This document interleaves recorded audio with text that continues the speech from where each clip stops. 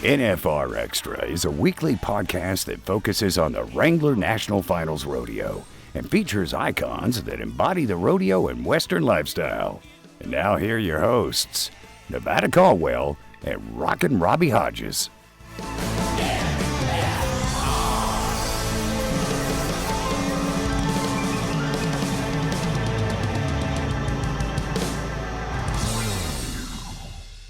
(2020). Here we are, NFR Extra podcast, all dirt, all rodeo, all year. And this is January, so we're definitely starting off right. Yeah, it's going to be a great year too, man. Lots of good stuff happening. We're going to do some really cool stuff this year that, last year I didn't think it could get any better. Y'all allowed me to come in halfway, and I've sure enjoyed myself. And these guys that we're getting to interview and girls, it is amazing. And, yes, it is. And just get to hear their side of stuff, that you don't hear passing in the rodeo arena where I see them every week. So, hey, how you doing? Good job. Yep. We're getting a divvy on in there. And this is our first episode coming back from 2020. And, we lined up once again. Hopefully you loved what we were doing in 2019 because we're continuing this. It's not a tradition, but just this podcast all through the year. And here we lined up some pretty good heavy hitters starting off the year. Yeah, let's go to the top of the potato. You want to right here? Yeah, I love that. Every time right here. Yes. We started off with, and now we get to say 6-time world champ. Every time world champion. Yeah, that's true. Sage Kimzey. Yes, what a great guy. We're going to divvy off into his future. Yep.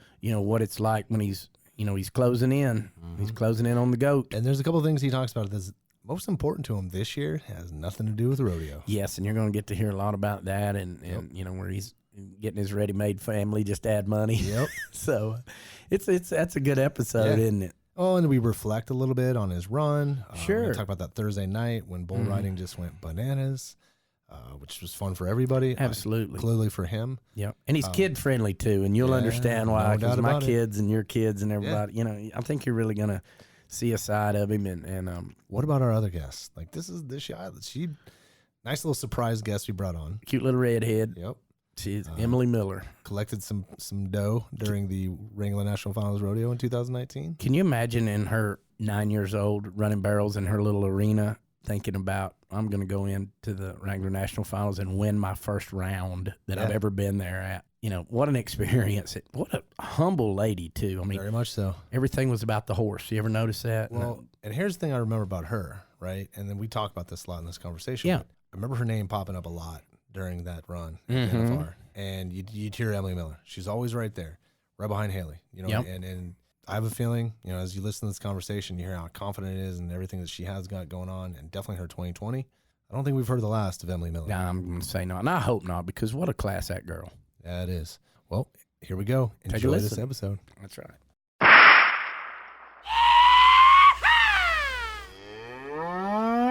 This is Bradland's Bull, the rodeo news of the week.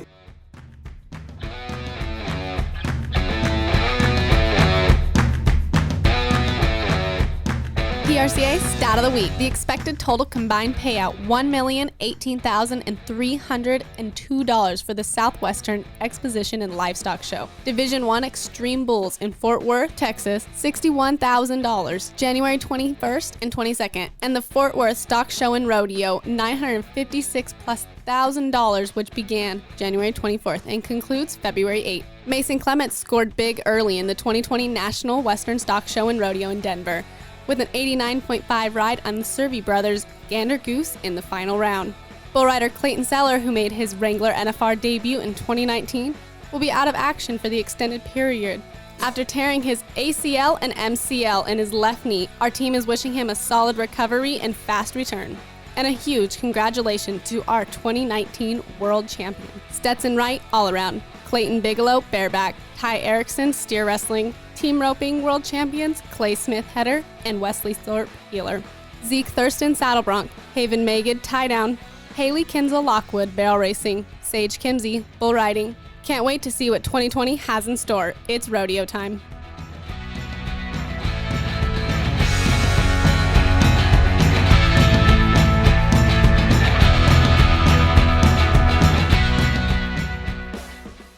Wherever you listen to the NFR Extra podcast, whether it be on iTunes, Spotify, iHeart, Google Play, or even YouTube, hit that subscribe button so you don't miss an episode. And let us know what you think of this episode or any episode by leaving a comment. First guest of 2020, and it makes sense. I know. I wish we could have got a little more famous one. Yeah, right. This is a little tough. Yeah, we're coming out of the gate swinging with this one. We have 6-time world bull riding champ, the man who is raising the bar just every single year with just about everything from rodeo to lifestyle to sponsorship, social media king. There's a lot of things we could add to this. Welcome to the show, Sage Kimzey. Appreciate it. Thanks for having me on. You know, I don't think we should say 6-time. I think we should say every time. And because he's every time that he's ever nodded his head at the NFR, he's left there with a gold buckle. That's a record. He collects a lot of big checks at the Wrangler National Finals Rodeo. That is for sure. Absolutely. So, Sage, obviously we're rewinding back to 2019. How's it feel coming home with that coveted gold buckle? You've done it before, but this was 6 times in a row. Oh man, it's crazy. I mean, everybody, you always get asked that question. I don't feel like there's ever really a good way to answer it because it's just hard to put into words. I mean, really, I mean, imagine, the 4-year-old, 5-year-old kid in you dreaming up this big elaborate dream. Most people would just tell you to quit dreaming something like that, and then the fact that I'm actually out here, getting to live that it's pretty special. So we're gonna get down to the nitty gritty, man, because this was one rodeo to remember for sure. I got mine with you. I got my favorite moment for that run. I bet I know. I'm not even gonna say it because I know a lot of fans probably say it. He may have a different one. What was one of your? Well, obviously there was many moments, but what was one of the favorite moments that stick out in your head for that run that you just got done doing in 2019? Oh yeah, I mean, obviously the glaring one would be the '94 on Bruiser. Me with the matchup with that bull's been, I mean, an extremely long time coming, and that was one of the best nights of bull riding, that's happened inside the Thomas and Mack, and to be a part of that, to get on that animal, it was just, I mean, it's storybook stuff for sure. So Sage, why Bruiser? What? Because clearly that was something that you were looking at. There was something about Bruiser riding that. What was so important about Bruiser, you riding Bruiser?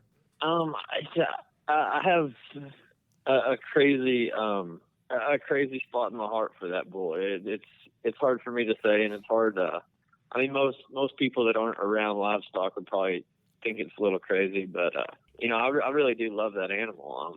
He's a multi-time bull of the year, one of the greatest bucking bulls of all time.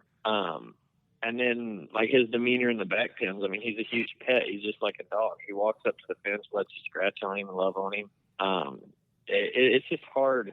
Like, to somebody that hasn't been around these rodeo athletes, these bulls, I mean, they probably just think that they're crazy and deranged and, this, that, and the other. And it's like, man, you see Bruiser and in the back pens, like I said, he's just like everybody else's golden retriever, except he weighs 1,800 pounds. That is such the naysay of that, because everybody's like, oh, these animals, they just get on them and they're, he's the golden retriever. He's back there in the back. Hey, I got to ask you, was it hard riding him with that laser sheen on him? Because I heard they put laser sheen on him and clean him and wash him about every day too.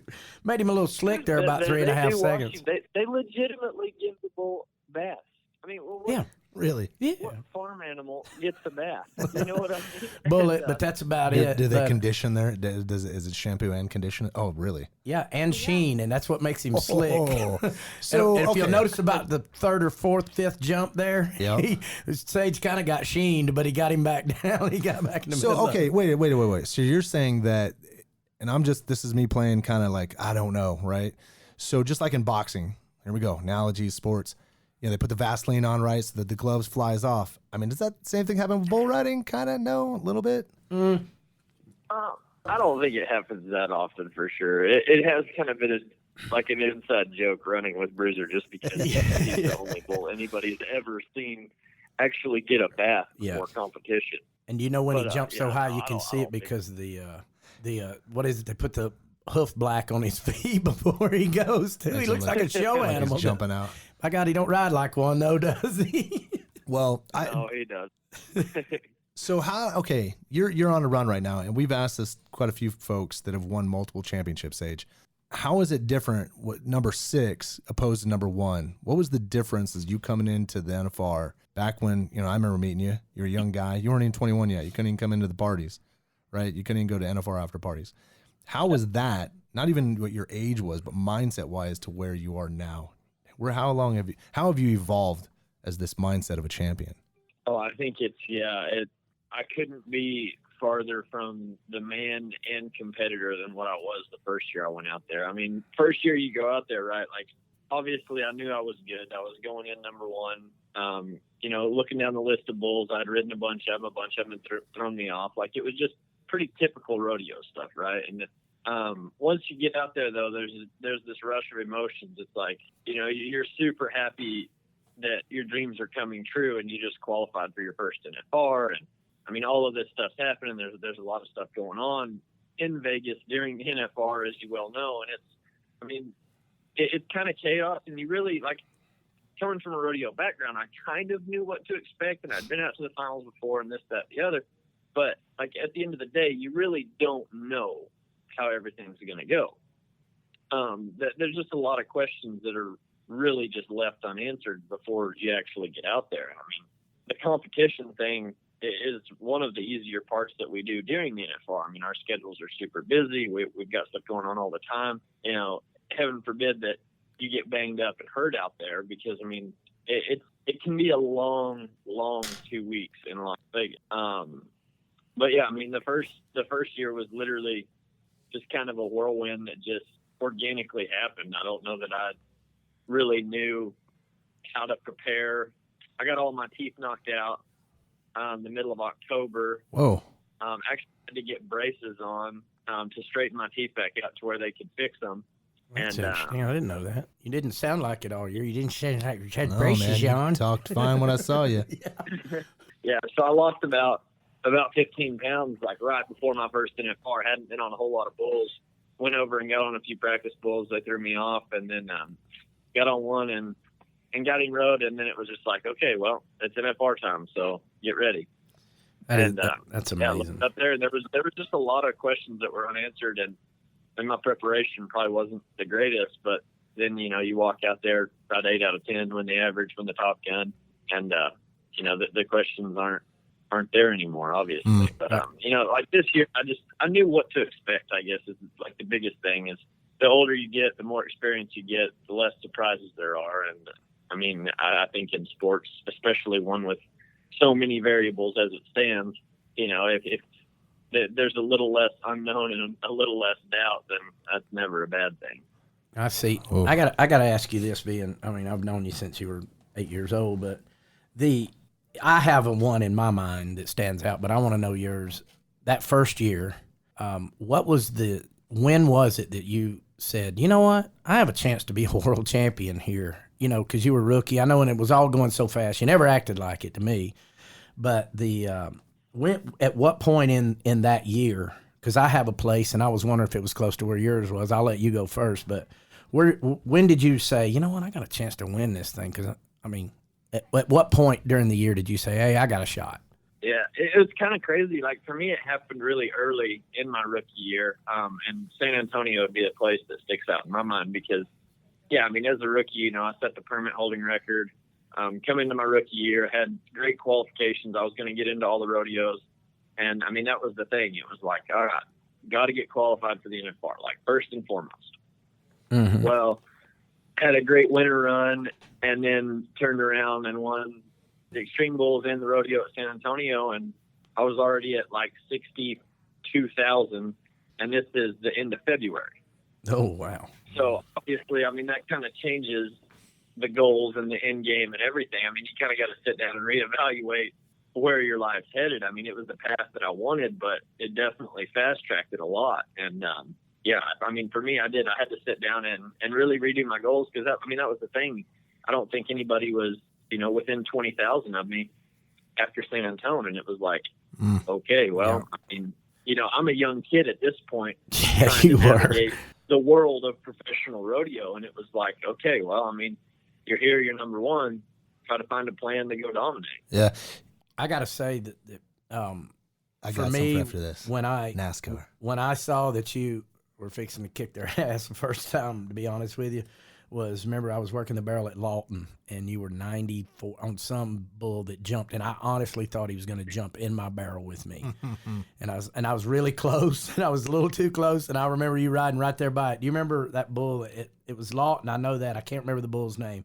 And I said right there, this guy's going to be a world champion. He's going to be the greatest that ever lived. And I just knew it, and we just visited. What bull was that? Do you remember? Magic Train. He came from Pages, and actually, I rode that bull. The 1st of August, and they sold that bull for like $200,000. Right about now would have been the time of year. So 4 months after that, and that'll definitely make a 19-year-old kid feel pretty good about himself. You doggone right. 'Cause when I'm telling you, MV and B, it was as high. I really thought the front feet were going in my barrel. Of course, you remember it, Sage, but when we got through, I came over there and went around there to the right to the big gate, and I said, I thought you were going to end up in there with me. And I was backpedaling as fast as I could to get out of his dang way. So let's go back to that real quick, and I want to touch on some money that you earned in 2019. We'll come back to that because you got a trunk full of cash. But if you go back to when you're talking about that run, and obviously you're seeing yourself way early on in the year. What are we talking about? 2014, right? Yeah. So were you pulling like I just think it's always fascinating. I'm not a NASCAR guy, but I love the movie Days of Thunder, right? Oh, yeah. And in there, Cole Trickle is racing, right? This is where him and Harry finally come together and they're working together. But he's racing, and Harry's like, slow down, you're burning the tires, Cole. And he's like, Harry, I'm not going any faster than I started. I'm just going the same speed. And what he realized was that his consistency was now outpacing everybody to where he didn't need to put himself inside out to be champion or be in front. Is that something that you've learned now where your consistency and your pacing of riding gets you to the NFR? Is that kind of how that works, Sage? Oh, I think so. And I mean, there's definitely certain things that,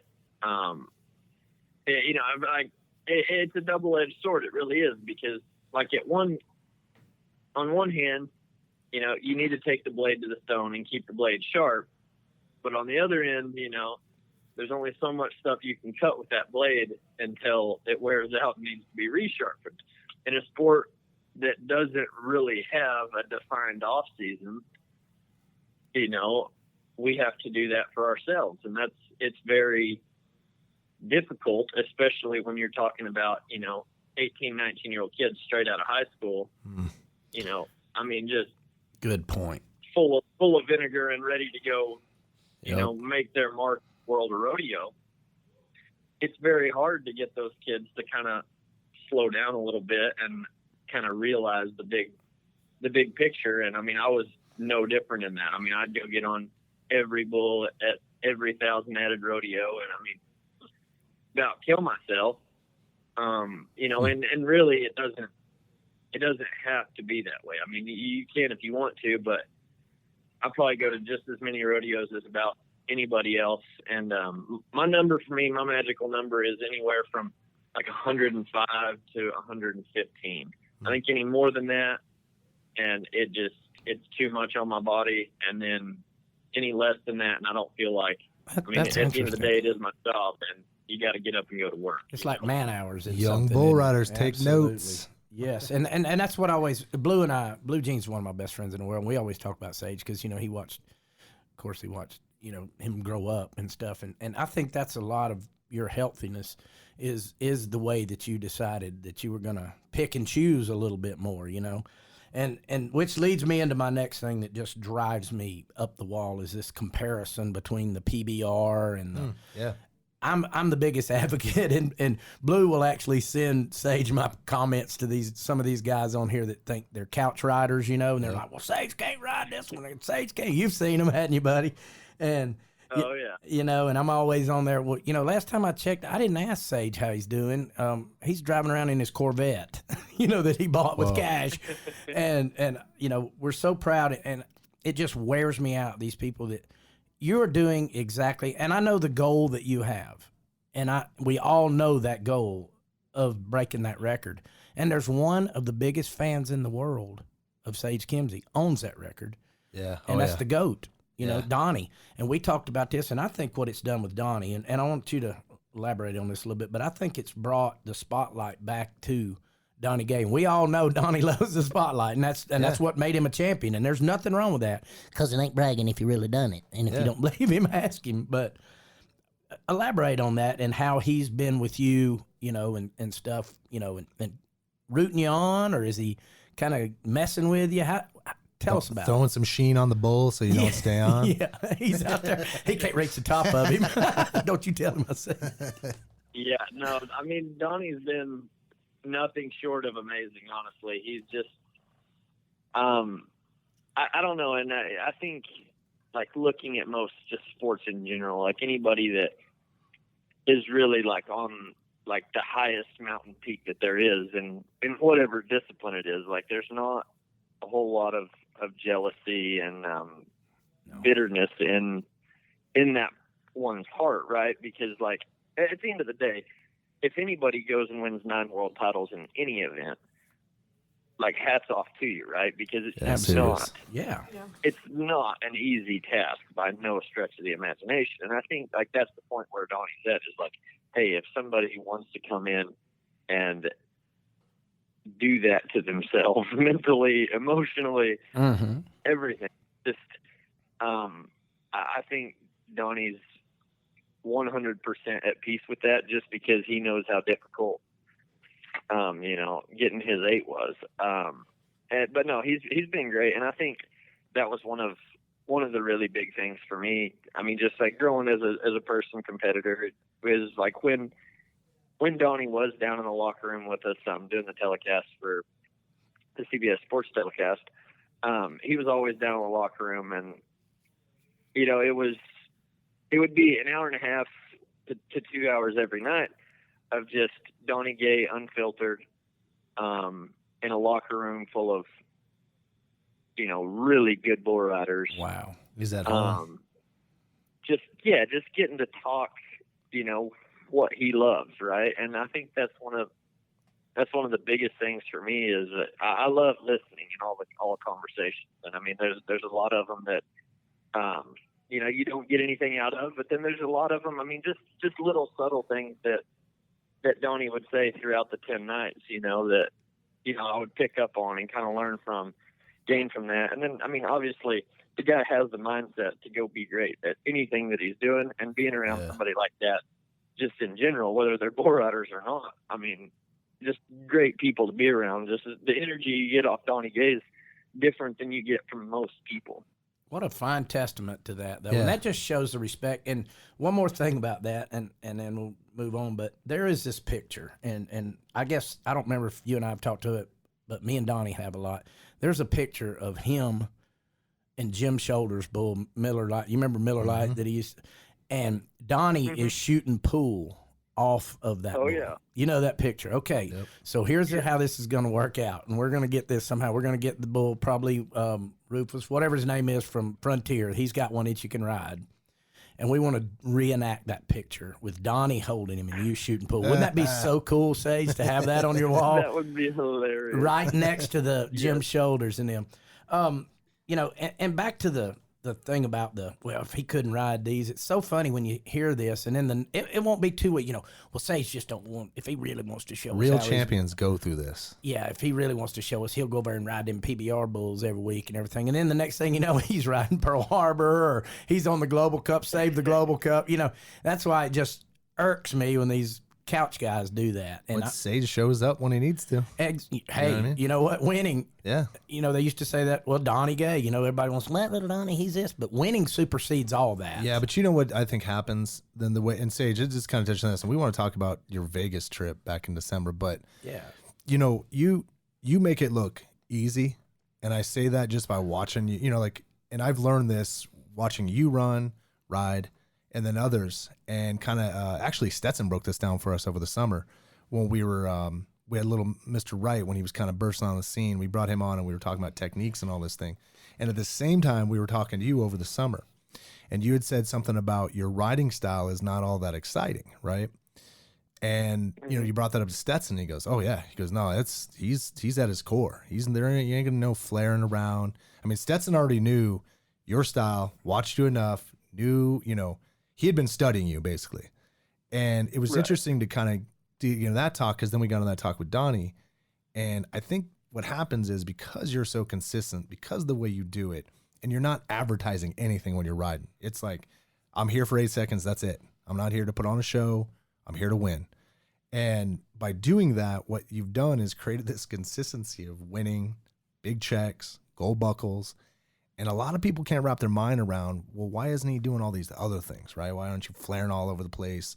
You know, like it's you have such a style that I think most champions kind of emulate. And when you win a lot, not just one time, I'm talking the ones that have won a lot, like the Tom Brady's of that. You know, there's an era, and you do that, Sage. And because of that, I want to touch on this. Your Nfr earnings, correct me if I'm wrong, this past one was a new record, $235,359. That is a lot of money in 10 days. Yeah. That's a lot of money for sure. Yeah. It's hard to wrap my head around. I mean, honestly, because I'm not going to say that I would ride bulls for nothing, because I don't. I mean, I definitely wouldn't.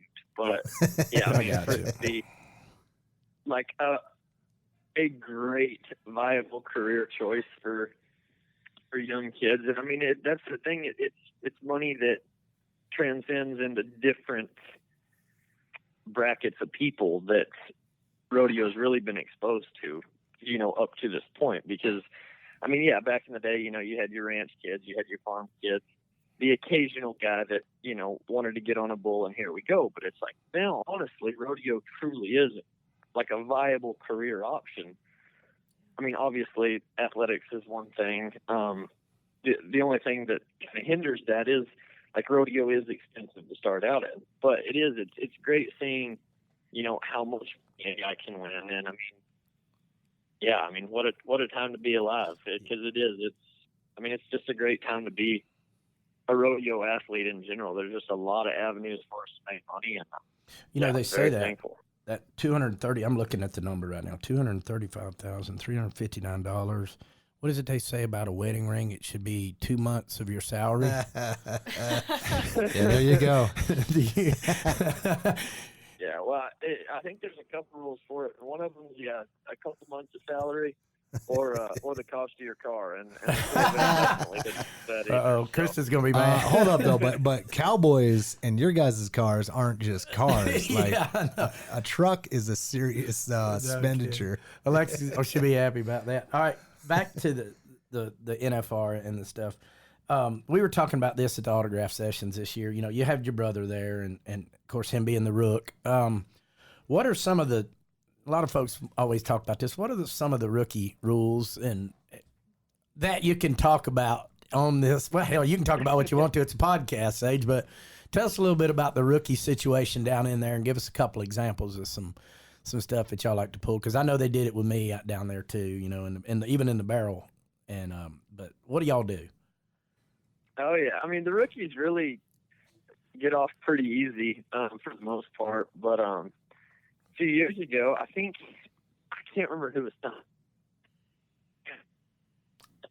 Well, I'm not positive who was telling us about it. I guess they used to have rookie bets back in the day. Mm-hmm. To see, like, you know, how you competed was if you're going to do this bet or not. So we got to talking about it. I guess last year would have been, like, 2018 would have been the first year that we brought it back, and that was, we made all the rookies, depending on how they did the first round, they had a certain bet that, like, if they stayed on, they didn't have to do the bet, but if they got bucked off, they had to do a bet. And they ranged from anything, I can't remember. One of them was definitely a shaved head. Oh, nice. Yeah, and then the pink wore the crown for that one. Yeah, yeah, exactly. And then the pink, wasn't it a pink wild rag, or one of them had to do something crazy? Oh yeah, wear a pink helmet at the grand entry. Yeah, that's what it was. Yeah, the little prince, My Little Pony's what it was. Oh, that is awesome. Yeah. So we brought that back. It's just well, that all changed after the Cody Whitney days, didn't it? So yeah, I don't know that it added any pressure to all the rookies, just because, I mean, you're at the NFR. There's enough pressure as it is. Yep. But it does add a little fun thing to the locker room, and I think honestly, it sounds stupid, but like all those little pranks and jokes that we pull, like, it makes us closer as a group. Too. Yeah, so, absolutely. And it knocks that edge off, doesn't it? Just so, but the two Codys, Cody Rostocki and Cody Emerson were Cody Rostocki and Cody Whitney were the two kings of trickery and tomfoolery. Nice. Yeah. Well, for sure. So speaking of that, there was a certain rookie, right, that was competing with you. How did it feel, Sage, hanging out with your bro, man? How was that? All of a sudden now you got family up there competing and trying to get a check and a gold buckle. Yeah, I mean, it was really cool, and Trey will be the first one to tell you, he probably didn't have the NFR that he was dreaming about, but I mean, still went out there and had a great experience and had a good time and had some success too. But yeah, it was different, right? I mean, back to the whole not knowing what to expect thing. It's like that was something that I really didn't have a whole lot of experience with was Trey being out there. But I mean, really, it was just all a positive with Trey making it because he would be there on my chute to help me every night. And it's just. I mean, it all kind of just stems back to the same thing that we've been talking about. I mean, there's a bunch of variables in the sport, right? Like the people helping you don't have to be one of those. Trey pulled my rope probably 100 times last year. So, I mean, he knows exactly how I like it, what I want, this, that, and the other. There's a certain place that you get super comfortable, with people being around you that, I don't have to tell Trey what to do. He knows exactly what to do for me, right? Mm-hmm. And I think that's a big thing. And, I mean, I don't know. It was pretty special. I don't know when the last year our set of brothers made it in the bull ride. I know it's been a long time, but it was pretty cool to see that. And, right. Especially just getting to travel with Trey last year. Oh, I bet he enjoyed that. What did you tell him after he rode his first bull there that finally broke that ice? What was it you said to him? Man, I just told him good job, really. That's the thing. Everybody freaks out about the NFR and doing good at the NFR. And, I mean, there's a lot of, added pressure from the outside world that really, they just don't, they're not, 100% knowledgeable about, what goes into everything. Right? Because, most guys in the NFR are riding bulls at between 30 and 50%, at a max. Mm. Well, you have the best bulls in the world at the NFR versus the best guys. That percentage is probably going to go down a little bit from there. There's going to be some guys overperform. There's going to be some guys underperform. But, at the end of the day, the stats tell you pretty much exactly how the NFL is going to go. Just stats in sports or anything that just kind of came out in the past probably 5 years that everybody really started looking hard at analytics. And I think for me, bull riding is no different for me because it's just hey, these are the statistics, right? This is how people are supposed to perform. And I think a lot of people, and I mean, fans, family, friends, all of these people, they really don't know how the NFR affects people, right? Because it's the highest, most high pressure situation that we're ever going to be at in our competitive lives. And it's very hard back to the young kid thing, it's very hard for a young kid to come in here and be able to master all these emotions while getting told 57 things from, Aunt Susie about how to ride bulls. It's yeah, I bet you get all the information. We all went out there. Well, it's we all went out there and we really cut our pass and we went rodeoing. But the rodeo season, generally speaking, you drive 6 hours, you rodeo, you drive some more, you go to sleep. There's not really a whole lot of time to really dive into. There's not a whole lot of just dead time to just lay around and think, you know. Well, the NFR, especially for these rookies, most of them don't have a whole lot of sponsors. They don't have stuff going on all day long. You want to talk about a snowball effect? Absolutely. It starts going good. Yeah, you're on, cloud nine and never coming down. But yeah, it starts out a little rough, and then all this outside stuff starts dwelling on you, bringing you down even farther. And before you know it, guys are trying to freaking change everything that they've done all year long and got them in the top 15 to try to just figure out how to ride one. And It is. It's definitely. It's interesting to see how everybody handles the NFR because I mean, really, it's like after about the first round, you can tell who's going to be successful and who's not. Yep. It's so good to hear you talk to the old veteran because I've known you since you were just a pup, and now he still is. You know, I got to tell you, Yeah. My son, I just left Alabama to come over, come out here and talk to you, and he's like, well, yesterday they were having comparisons or something and at school. I don't remember what it was about. And he says, well, I just want y'all to know that I beat the 6-time world champion in a game of Madden football. Blake this summer, he was laughing so hard. Blake Hodges and Reed the same way. That's what I love about you, man. You always been with my kids. It didn't matter. You always spend that extra time and that catch you smile. That's winter. So, well, I let me add to that. Just say, we're getting all emotional here with Robbie talking about his boy. My son same way. He's met you quite a few times, Sage, and you got to hang out at some things that we've done with the NFR and production and media, and every night I come home, he's up and he'll always ask, "How did Sage do?" Because he has all the ability to check and find out, but he doesn't, right? So every night, come home, how did Sage do? Well, he did pretty good. Yeah, he did pretty good. He's doing well. I think he might have this bad boy this year, and like whatever it is, but always asking. And I tell you, Sage, if anything that you're doing, and we'll transcend into this, about the Las Vegas thing, but you have taken the bar, put it to another level, and I think this is something maybe I'm just guessing, but you've had a vision of yourself being where you're at right now, back when you won your first gold, and it's transcending the sport now to the point where here we are, 2020, got a whole new decade ahead of us. You just got done wrapping up 6 buckles. What do you have for yourself for 2020? Are you still sticking on the same path? Are you changing some things? What's going on for this year?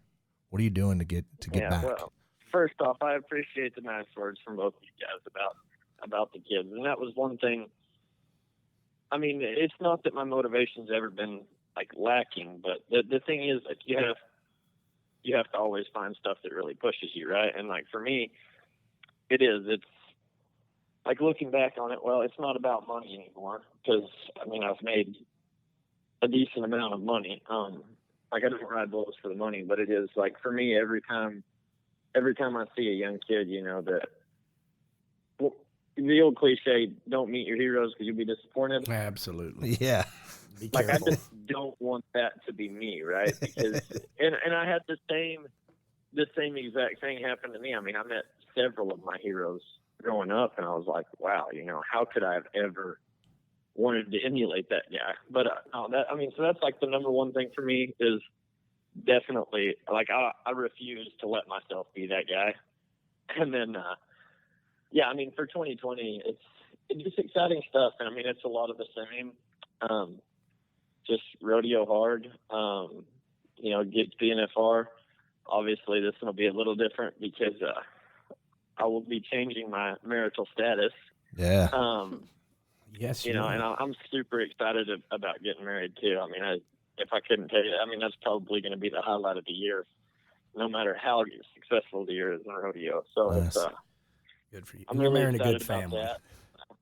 Well, yeah, they're pretty special for sure. I know one's a fan for sure. yeah, and what I discovered, hour. we got to hang out with Alexis, we got to hang out with Randy, and what I discovered, there's a team going on there, with all y'all, and it's not just about your success, about all their success, and it seems like you guys share that. Like it's not, nobody's greedy, worrying about who's getting what.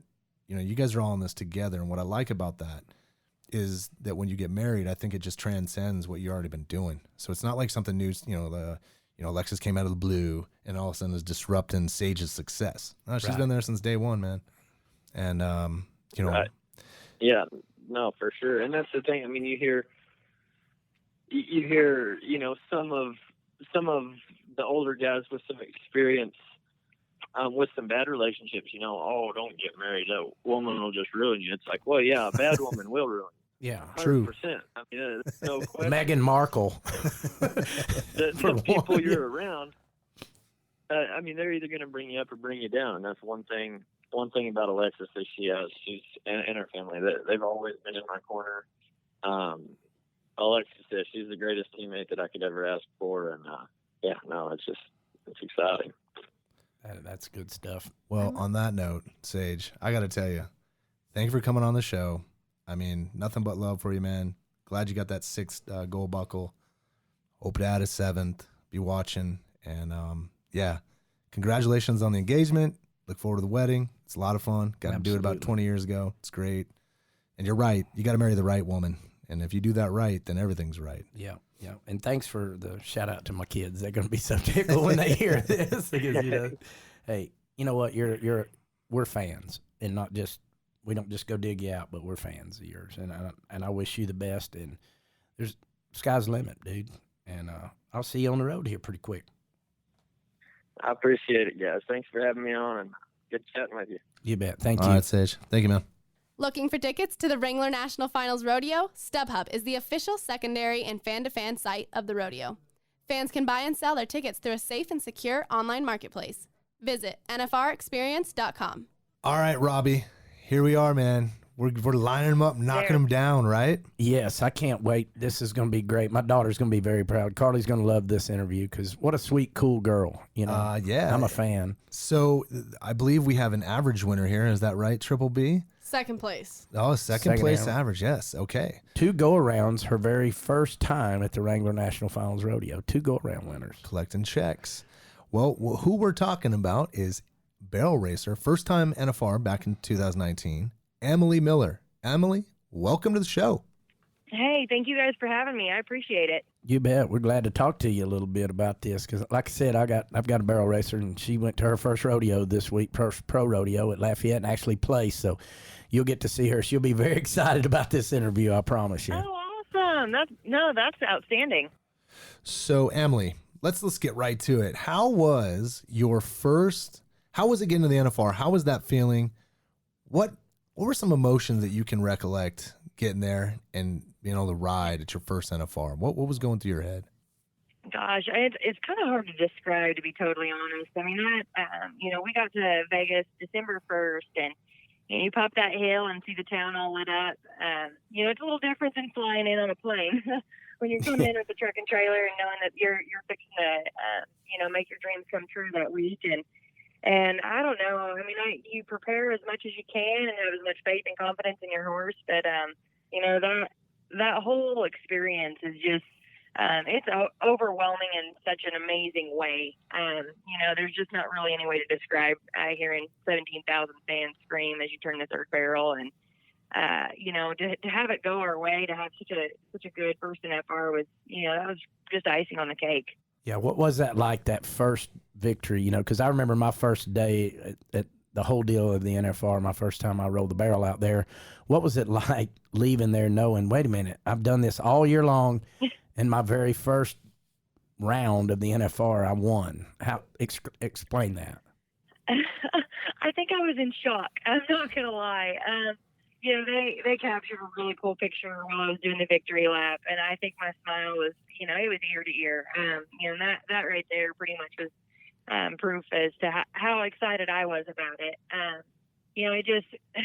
I was so proud of that horse. I mean, I was trying to go make the best run I could, and let the chips fall where they may, and to get the win, it was unreal. I mean, it really was. It was so exciting. I got to go downstairs and interview with one of my good friends, Janie, right off the bat, and everybody's just giving you hugs and high fives and so supportive. And it just, it really was pretty exciting. I think it even brought some tears to my dad's eyes. So that was kind of cool. Good for you. That is great. So let's talk about the horse, because I want to mention this horse walks into the arena.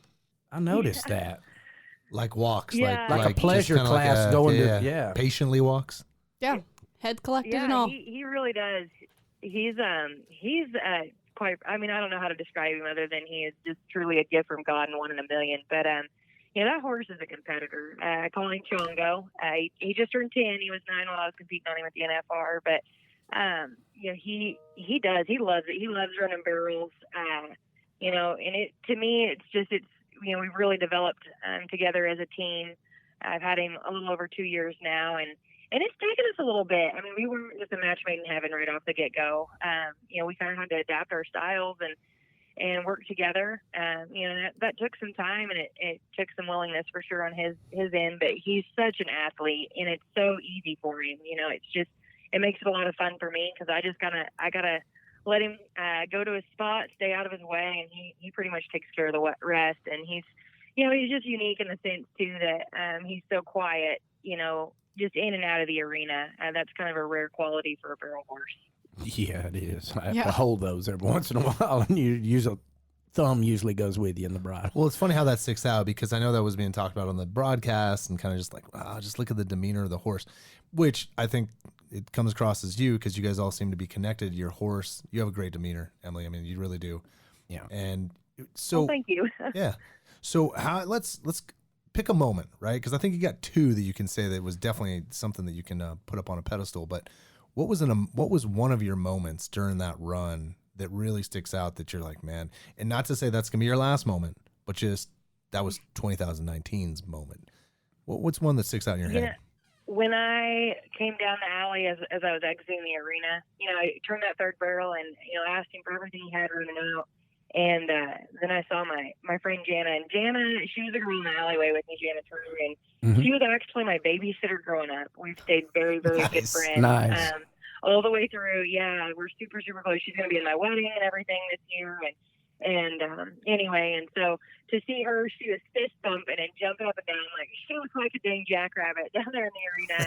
And I have actually I have never exited the arena and done a fist bump. And I saw her doing it, and I did it, and it was just so exciting. Like, see that time clock up and know that we'd just taken over the lead, and to do so having the top 6 in the world running in front of us. And of course, all 15 there are outstanding women, but the reigning world champion had already competed and stuff, and so we stood a good chance at our time, staying towards the top, and so that was pretty exciting. I bet. How was it watching the other times? Because like I was just telling you earlier, my daughter and I went to Lafayette a week ago, and we were sitting there and we were watching every one of them. Well, that one beat me. Well, that one beat me. Do you do that too? I mean, or were you wondering what was coming up? I don't know. I think I tell you what, the 15 women that were there are just such outstanding people. We were all there pulling for each other, encouraging one another, and I got out to the warm-up arena, and Lisa Lockhart was winning the round at that point. And she's the first person to come tell me good job. That's awesome. And that lady has been to the Nfr 13 times. And for her, she's somebody I've idolized since I was little. And so for her to come up to me and tell me good job, and I'm great friends with Ivy Conrado, now Sabins, and Haley Kinsel Lockwood, and they're the same way. They're sitting there telling me good job and cheering me on, and the girls that had already maybe left the arena were texting me later and whatnot. It's just I think at that point we all have so much respect for one another. We were just genuinely happy for our horses to go out there and show what they are capable of. And Chongo is he really is. I think the world of that horse, and I know my competitors have a lot of respect for him too. So for him to go out and get that win was just really neat. That's great. How was Vegas for you? Clearly you've been probably since 2013 had a vision of you making Vegas, right? Now you're there. What did you do besides? We're only talking about 2 hours out of the night, so there's another 22 that you got to fill up in Vegas. So what were some things that you did, or where'd you stay? And there wasn't a lot of sleep involved. I can promise you that. I definitely was a frequent flyer at Starbucks. Maybe trying to survive the day. We were everywhere from the convention center to the Rio to Mandalay Bay. I had signings all over Vegas that I was attending and whatnot, and that took really several hours of the day. You between requirements from sponsors and our association, the WPRA, had us do signings up at the Golden Nugget and then at the convention center, and I went and helped with the Exceptional Rodeo. I think it was maybe the morning of the 5th round. Yep. So there was a lot of activities to do. I did schedule one day off that I was like, okay, I'm going to try to spend this day with my family. So we went up to Fremont Street, and they were all not very thrilled with me, but I had bought those tickets for the Superman zip line. Nice. Oh boy. So we went and did the Superman zip line, and fantastic. Everybody had a blast, and so they were a little happier with me at the end of it. But we were going up the stairs. Realized I wasn't their favorite person. So that's really that's about the only Vegas thing we got to do. I didn't stay at a casino or anything. I stayed right close to the arena. Just to make it a little more convenient for my horses and myself as far as going to interviews or practice or the rodeo in the evenings and whatnot. Less traffic.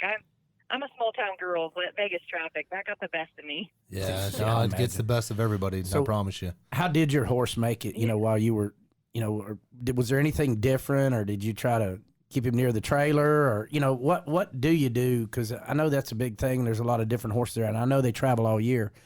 But how many did you bring out here actually? I had 3 with me, and I rode my mare in the 7th round, Foxy, and then I had a young horse out there too that I call him Bo, and he is very capable of running. I just, I brought him if I needed him, but I was hoping to be able to just stay on the other 2, and I was. And we kept them about 5 miles away from the Thomas and Mack, and you had a nice facility, that they could rest and stuff, and I had a good friend, Darby Fox. She took care of him, and then my dad was out there cleaning stalls, as well as my old rodeo coach from Garden City, Jim Boy Hash. And that's so it was a team effort. There was a lot of people involved in making this happen, and making sure everybody was where they needed to be. And Jana, she was driving me around, and she'd try to drop me off at the door of one of the convention centers I was going to, and pick me up when I was done. And so it was a lot of planning involved. I guess, in trying to coordinate everybody and make it as simple as possible, but it was still very busy. There wasn't a lot of downtime. That's great, and it's good to hear you talk about other people. It's not just you; it's a combination out here. It's a team, and that's absolutely kind of speaks of your personality to give other people the credit for that too. Yep. Sure, I couldn't have done it without them. So let's go into this aggregate winning second, but that's a pretty impressive win on your first trip to the NFR. Yeah. Thank you. I'm not gonna lie, that one probably surprised me the most.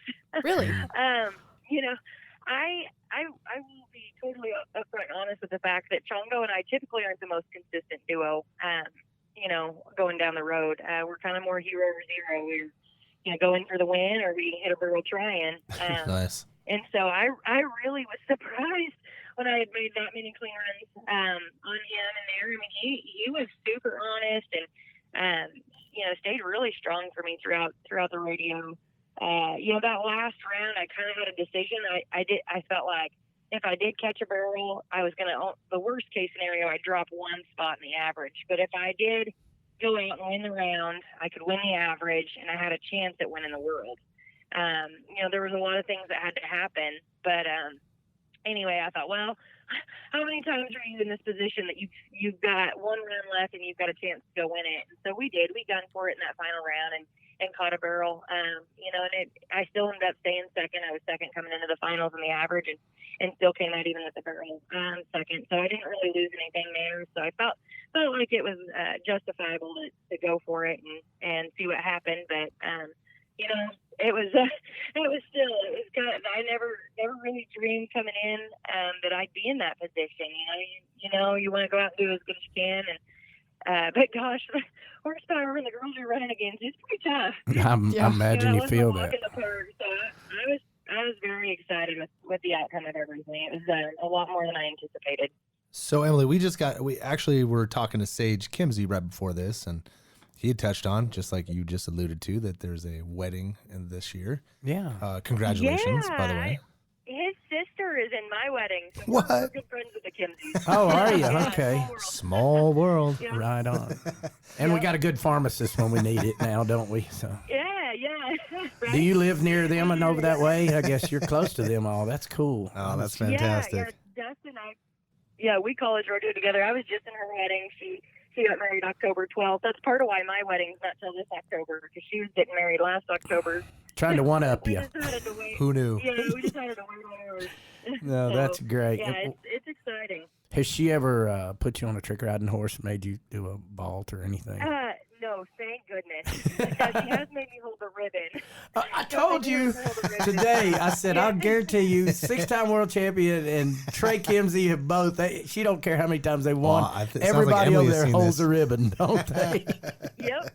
Dang right we do. Yeah. Usually I'm in charge of the pony, too. That I a girl. kind of like old lickety-split. Yep, she doesn't put you down there at the end where you get whacked. That's for Trey, I'm sure. No, right. You know exactly. Yeah, that's for Trey. So, Emily, Yeah, we reserve that spot for him. let's go back to your 2019 run, because I think there's some numbers here that stick out pretty well, not just that 54,000. So your season earnings, and correct me if I'm wrong, $255,798, right? That's a lot of money. But then your NFR earnings are $157,653. You had a pretty good time in Vegas. What does Vegas mean to you now? Oh my God! I mean, it's life changing. You know, it really is. Yeah, I mean, to get to pursue our dream and do this with an amazing horse. I mean, that's every barrel racer's goal in life. You know, but to go out there and have the success we have and come home with that kind of money in our pocket. I mean, it's unreal. You know, I'd sure like to get to go back. That much I can promise you. I don't think we have to worry about that. You know, Vegas was. It was good to us. We had a great time.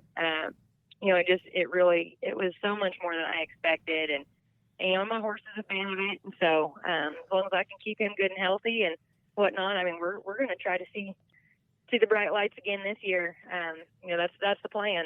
So I got to ask you this: at the NFR, do most girls? I mean, how often? Since I don't know about the scamper days and stuff, but do a lot of girls swap a horse, at least give them an off night, or do some of them run all 10, or how does that? Oh man, I don't think so. It depends. I mean, when I went out there, I had a plan to ride Chongo for the first 4 nights, and then I was going to switch in the 5th round. Mm-hmm. That was my itinerary, but I went round 4, and I mean, he's doing it pretty easy. It wasn't hard on him. Like, it's not like, time-wise, but his body, his mentality, he was handling Vegas really well. And so I felt like he was, staying sound and everything was good. I didn't really need to make a switch at that point. I went ahead and switched in the 7th to give him a night off because he did tweak his back just a little bit the night before. He just kind of got outside the rut, and he wasn't bad, but he was sore enough. I felt like, he'd earned a night off, and that mare deserved a chance to run. So that was my decision to go ahead and switch. But, a lot of those girls, Haley and Ivy, they've stayed on those mares. I think last year in 2018, Haley got off of Sister in the 10th round because she'd already had the NFR 1 at that point. But when you're looking around and Nellie Miller's staying on her world champion horse Sister, and Shirley Lord, she's staying on Can Man. It made it kind of hard to vary from the past because, these horses, they're just, to me, that goes to attest what athletes they are and competitors they are to maintain that kind of schedule and just get stronger as the week goes on. Jessica Routier's mare, I think every run she got better. And that's a shout out to our horses and the caliber of horsepower there. So let's talk preparation. How did you prepare coming in for this arena setup? It's small. And you never see a barrel. Yeah. And you never see a barrel. No. Yes. Yeah, it's pretty blind. I was fortunate growing up. We had a little rodeo arena about 45 minutes from the house that Lakin indoor arena that the Jennings family owned and ran, and they would have little Birches rodeos for us. And so from the time I was 8 years old, I was running on a 13-second pattern. They had a whole series all winter long from every year for as long as I can remember. I got to go over there, and then when I went to college, I rodeoed at Garden City Community College my first 2 years, and then Southwestern Oklahoma State my junior and senior year, and that's all in the Central Plains region. And we ran on 11, 12, 13-second patterns for a few of our rodeos. There's out of the 10, I know 4 of them at the time I was competing were all in pretty tiny indoors.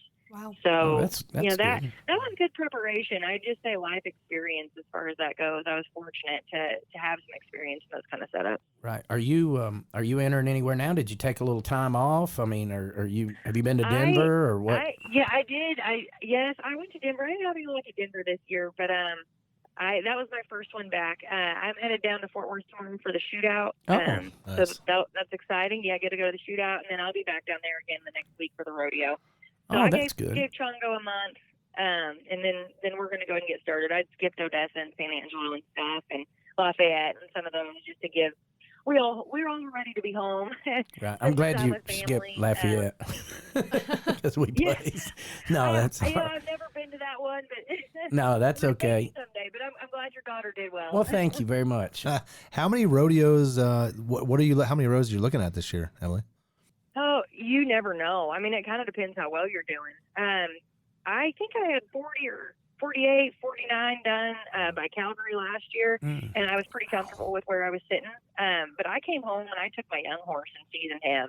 I had the opportunity to go to quite a few rodeos and get him a little more solid, so that way, if I do have to rely on him, he's ready to go. And so that's kind of the route, I choose to take. I mean, I know a lot of girls, once they've got it made, they go home and don't go anymore. And I mean, everybody's different. I'm just fortunate to be a couple deep as far as horses go, and I've usually got a young one that he needs the miles put on him, so I'm not afraid to do it. Did you feel like you were? That's what we did. Were you nearly as competitive with your second stringer? I guess I don't want to call him second stringer because it's really not. It's actually, and you placed enough. Future, yeah. Yeah, like my young horse won the Colorado State Fair. That's a pretty big rodeo there in Pueblo. Yeah. I was tickled. Yeah, I was tickled with him, and I mean, he shows a lot of promise, but the only way to get him there is giving that opportunity. And naturally, when I'm running the bigger rodeos, I mean, I'd rather stay on the one that I know has been there, done that, and has the experience behind him. But it's nice to know that one, the younger one, is just as capable and is showing that, with the opportunity that he can do the same. So I'm excited for him. I really do think that horse is going to be a big help to Chongo this year. That's good. Getting him some relief. And absolutely. Did you go to Pendleton? I got to ask this. Did you go to Pendleton this year? I haven't. The only time I went to Pendleton was 2017 when I was on the bubble. I got you. That's part of the rodeo count. When that's a huge ground. Yeah, I was going to say, I didn't know if you ran a Chongo there or not, but that's a 20. No. Was an hour and a half pattern. Football field, basically. Yeah, that's exactly what it is. If the Thomas and Mack was that size, they wouldn't be running their same horse all 10. I promise you, because you'd be running about 70 miles in 10 days. It's a mile around. Chongo's like, I'm not doing this. No, I don't blame you. Yeah. Right. Yeah, it's that's quite an experience. I think every barrel racer should do it once. I don't know if you need to do it twice, but once just to say you did it. Oh, absolutely. So is the Thomas, this is kind of like more of a general rodeo question. Is the Thomas Mack Center probably the most intimate, tight when we talk about barrel racing or steer wrestling, any of them? But is it? It does. It feels pretty enclosed. Yeah. It really does. Now, the height-wise, you look up and you see people for days, clear up to the top. But as far as like the arena floor itself, it does, and it gets smaller every round. Wow. Now, you say it gets smaller every round. How does your horse act as you went around? I mean, you said you usually kind of have to watch your barrels, but you got lucky this time. What's his style typically throughout the year? Well, that's it. Whenever we had practice, I would take him in, and instead of doing the barrels on him, I would take him to the far end and show him the fence and show him the outer perimeter of the arena and almost untrain him on the barrels and be like, look, it is okay to go down and check out this back end, and give yourself some room and keep it's just, you almost had to use a little bit reverse psychology on those horses to keep them from wanting to turn so much. Yeah. And so every day that was pretty important. I felt like that we were able to get in there and kind of free those horses up a little bit and keep them quiet. So, I mean, coming out of that shoot, it's literally right in front of you. There's everybody. Oh my God, first barrel. Mm-hmm. So, right away you got to get it, right? I mean, is that how you felt after that first night? Like, okay, I kind of know what this thing's going to be right now. Sure. Yeah. It comes quick. It's like a blink of an eye and you're at the barrel. It's time to turn. Luckily, Chongo's not typically one that ever wants to miss the first barrel.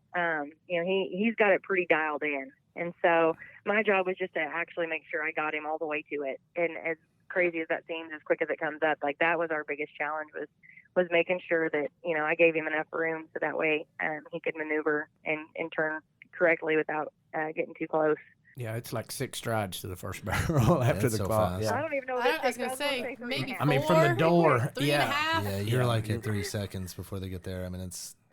I don't know. I watch every night, I and know it's our intense. second barrel picture. It says we're at the second barrel at 5.0. Yep. Goodness That's gracious. the second barrel picture. Almost everyone Wow. I've got says I was at 5.0.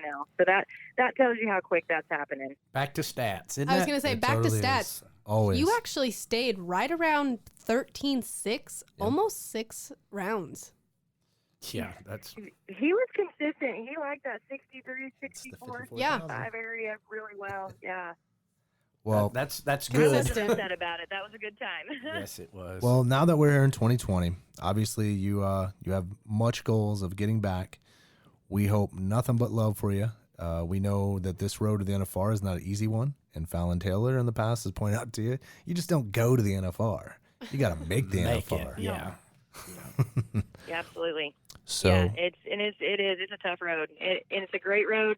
It's worth every memory, every heartache to get there. It really is. I mean, there's times that you question whether it's worth it, but I promise it is. It's definitely worth it. And I'm excited, to hopefully give it another go and see if we can do it again. I guarantee you, I don't have any trouble believing that. yeah, I'm not going to guarantee it because, man, I don't want to jinx you. But No, but golly, what a class act too. That's pretty good for your first one. There's a lot of people that wish they did that. absolutely, no doubt about it. Well, Emily, thank you for coming on the show. You're a sweet Thank girl. you. Thank you so Yeah. much. We enjoyed that. Great time Thank getting to know guys you. for having me. I enjoyed it. Yeah, You bet.